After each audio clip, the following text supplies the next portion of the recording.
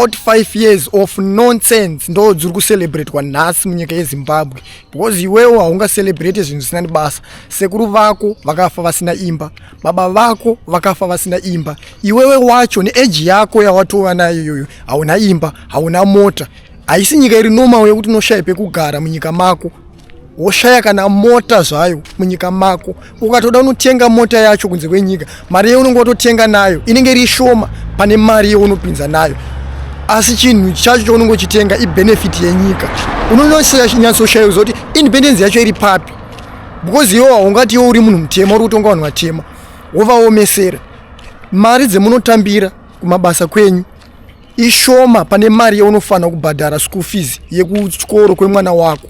That's why vana vakawanda muZimbabwe vari kugumira magrade 7 ende vamwe vacho vari kusvika mukunotizira vachiroorwa. Why vana vacho vachitizira? Mubereki akakudza mwana wake akasvika 15 years to 16 years anenge akumuudza kuti handichakwanise kukuitira zvakati, ndakuitirawo vamwe vana vadiki. Zvinozopa kuti mwana azowana kamukomana, kana awana kamukomana kakangomuspoila nezvinhu zvaanenge angospoilwa nazvo, ononge kuroorwa kuri ndani, because anenge anyengedzwa nezvinhu. Pari kwatotosa tumarriage twacho hatulast, hatina kana kwetinoti tichienda. Zviri kukonzereswa nenyika, because munyika vana vacho havanawo kodzero dzavo. Right, ingava nyika here kuti ukada unodemonstrata kuti salary yetiri kuwana ishoma unosungwa.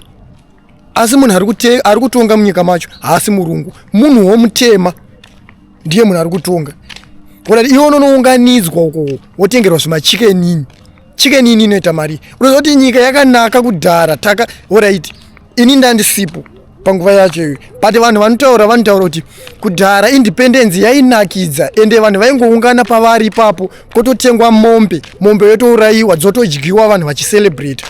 Asi tichitarisa independence dzakuitika izvo, independence yechikenini yekuti munounganidzwa nechikenini. Chikenini inoita $4. Iwe tikakupa $4 hauna kana chaunototenga. Huku cheche muZimbabwe inoita $5 to $6. Iwe unounganidzirwa chikenini. Amen kuti zvino zvichimeka sense, hazvimeke sense, because ukada kutarisa kuti kwokupedzisira kwacho ukadzokera kumba kwako unonge uchisafa, unonge uchitofa nenzara, but unonge uchinotsigira ZANU-PF. ZANU-PF kana yakadhakwa, because hatingaudzwe independence munyika yokuti handina freedom, handikwanise kuita zvandinoda. Ende ukada kutaura mamwe mawedzi unoudzwa kuti aya mawedzi haataurwi. Even pafoni pako musocial media vari kupinda musocial media macho votanga kuudza kuti izvi hazviitwe, izvi hazviite. Saka independence yacho iri papi? Iwo uchiudzwa zvekutaura kuti izvi hazvitaurwe, uri kupiwa maboundaries ekuti izvi hazvitaurwe, izvi ndo zvinotaurwa, unofanira kutaura izvi because izvi ndo zvakatinakira. Independence yacho iri papi? Munhu akangofoma kana imwe opposition party ari mwana weZimbabwe arikuda kutongawo munyika, akutobatwa, akutoabductwa, akutourayiwa. Saka independence yacho iri papi? Kana zvinhu zvichingoramba zvakangodara, zvichingoramba zvichingotenderera kune vanhu vamwe chete ivavo, independence yacho iri papi? Because hatina freedom munyika, hatina freedom muZimbabwe. Nemuntu unotofamba uchitocheuka as long uchitotaura kuti ina handidi ZANU-PF. Ende ZANU-PF yacho vanhu vazhinji havatobude pachena kutaura kuti handidi ZANU-PF. Ukaonekwa uchitobuda pakamera like zvendiri kutoita izvo ndichitotaura kuti handidi ZANU-PF, unotonzwa.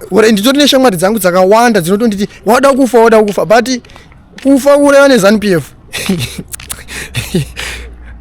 Unonzwa independence inopfekwa regalia, itai mega, ramba muchita mega. Ende vanhu unofanira kudzidza kuti chinhu chese chine ZANU-PF mukati inonsense. Hakuna chinhu chine ZANU-PF mukati chinobudirira. Chinhu chese chine ZANU-PF mukati inonsense. ZANU-PF ine belief yekuti kucapture zvinhu zvese ndo kutonga nyika, but inonsense dzavanenge vachiita.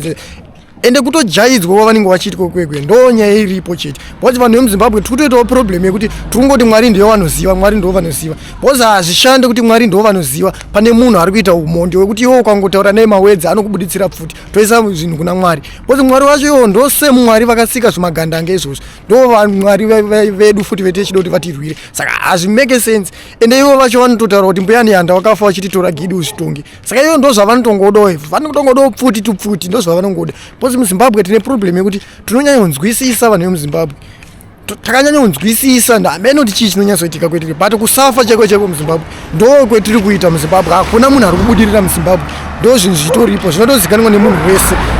Hapana munhu ari kubudirira muZimbabwe. because mushandire wetinoita muZimbabwe nemuwanire wetinoita hazvienderani. Ende ukada kutraya kuti ndiende kunze kwenyika ndinotsvaga kunze kwenyika, vanokuisire zvimutemo pamabhodha, zvimutemo zvekukudzvinyirira zvekuti iwo paunodzoka nezvinhu zvako vanototora imwe mari, ende vanenge vachikuisira mari yekuti ukatadza kubhadhara mari iyoyo vanotora zvinhu zvako vanoisa mumashopu avo. Ndo zvinhu zvavakagona zvavanoita, but haisi problem yedu. Because kwadakutarisa muZimbabwe macho mune zvimwe zvinhu zvisingatowanike muZimbabwe, like zvakangofanana nemota. muZimbabwe hamuna kambani inogadzira mota, asi chimbotraya kuda ndinotenga mota kunze kwenyika wouya nayo pabhodha, unotoona kuti mari yawakabhadhara uchitotenga mota iwewe ishoma pane mari yauri kufanira kubhadhara kuti ungoitirwa mapepa upinze mota muZimbabwe. Asi mota yaunotenga iwewe ibenefit yenyika, because mota ukatenga inoshandiswa nenyika yese.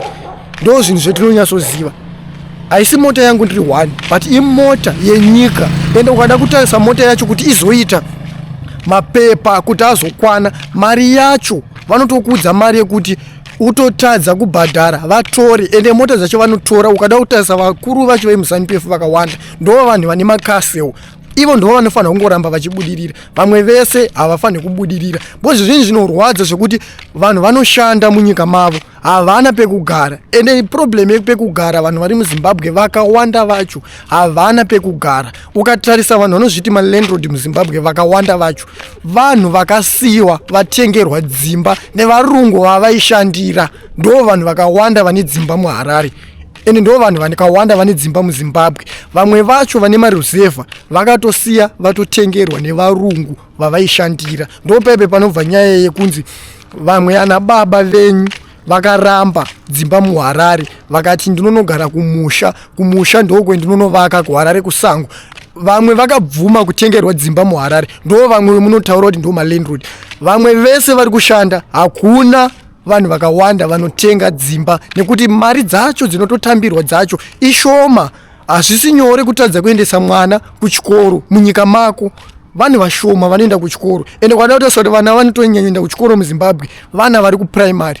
Mwana akangokura zvekuda kuenda kusekondari mubereki wake haachatokwanisi kumubhadharira school fees, zvinozokonzeresa kuti vana vasiye zvikoro vasati vapedza chikoro. Ende nyika yacho hatina kwetiri kuenda, because nyika vana vanofanira kuenda kuchikoro, nyika yoramba ichienda kumberi, ende chikoro hachifaniri kudhura munyika medu because inyika yedu. Vana vacho vakadzidza ndo benefit yemangwana. Ukada kutarisa munyika macho vadzidzisi vacho vakakomplena mari dzavo kuti hadzisi kukwana, vada kukwidzirwa salary, vanodzingwa kuchikoro kwacho. Vanotoisirwa chimutemo chekuti tiri kuda kuti anenge auya kuchikoro anofanira kubhuka kunosaina kuti nhasi ndanga ndiripo. Kana usina kuuya unenge waenda pastrike tiri kukudzinga. Vanoisa zvimutemo zvakaoma, but unozonzwa vanhu vachiti tiri kucelebrate independence. Independence yacho iri kupi independence yemuri kuti celebrate? Rimwe gore manesi chaiwo akambodemonstrata akatanga kunzi manesi hapana munhu ari kudemonstrata. Mukanondemonstrata tikukudzinga basa. Ende manesi akaronga kuenda pastrike, manesi akaenda pastrike akaudzwa kuti ukaenda pastrike ukasauya kubasa isi tiri kumaka register kubasa. Tikamaka register tikaona kuti iwewe hauna kuya kubasa tikukudzinga basa. Hapana munhu ari kufanira, nekuda kwekuti vanhu vanenge vasina zvekuita, vanhu vanozongofosa. But freedom muZimbabwe hamuna. Independence yacho yavanenge ichicelebratewa hatinyatsoziva kuti iri kupi independence yacho, tinototi yekuudzwa. Because imi chemunogona kuunganidza vanhu, ndo zvinhu zvamakatrena kuunganidza vanhu. Vaunganidza vanhu, munotora vanhu nemabhazi wovaunganidza, wopa zvimaspeech zvako zvekunyepa. Hakuna chinhu chisinu chino zvakufanira zvimacheya zvamakavaka zvezvemeni takavaka ndezvemari izvi zvezve. Chinhu chisina kana standard zvacho hachina kana direction kwechiri kuenda. Chinhu chekuti president akuya kuzoadresa pazvinhu zvakadaro. Saka munhu paakatopa quotation muchimupa mari achikuti anovaka zvinhu zvezviya ndo basa racho.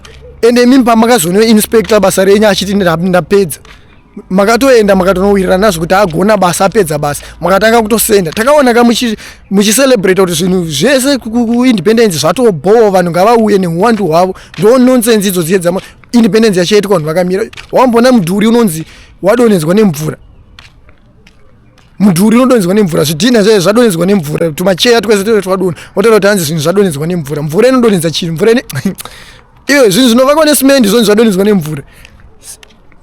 tora kungonotsvaga zvidhina zvepachuru mongonozviisa motanga kuvakisa nedhaga modya mari zvenyu motavanzi tatoita zvinhu zvinhu zvinonyadzisa ende ukadotesa president vacho vemuzimbabwe president Mnangagwa vacho havana kana chavanototaura zvimwe zvinhu vanenge vasingatooni. That's why muchida kupinda mumasocial media because social media yemuzimbabwe ndo yakutokwanisa kutotaura chokwadi. That's why muchitry kuda kupinda musocial media muchida kuabuse vanhu kuti vanhu ngavasasende zvinhu zvakati but munhu anofanira kuva nefreedom ende vanhu vanofanira kuonesana zvinhu ende hurumende kana ichitonga zvakanaka aimbofe yakatombonida kuti inetsane nevanhu musocial media because nyangwe vanhu vakatotanga kutaura zvisina basa musocial media as long imi muchitonga zvakanaka hapana hazvinei nemi but kuona muchitry kuda kunonetsana nevanhu musocial media zive kuti mune era mune muchitoziva kuti aiwa vanhu vari kutifumura vanhu vari kutibata. Independence kuZimbabwe hakuna independence. Ndikatonzwa munhu anenge achiri independence ndotomuseka because hapana chaanenge achitaura. Anenge achitonyengerera something. Tikuona vanhu vakawanda vari kunyengerera kuda kuenda kuzvimusangano zveZANU-PF vachida kuonekera vada kupiwa zvimota zvekupiwa vamwe. Unokwanisa kupiwa ukapiwa uri 1 kwa vamwe vese vapiwe. Ende unopiwa mota usingakwanise kuafford futi because wagara uri murombo uri wanga una mari uri rombe in fact because wakujana zvinhu zvekupiwa ende chinhu chekupiwa chine ma terms and conditions ndo zvinhu zvaunofanira kuziva haukwanise kutoita zvimwe zvinhu nechinhu chekupiwa ndo zvinoita chinhu chekupiwa izvozvo.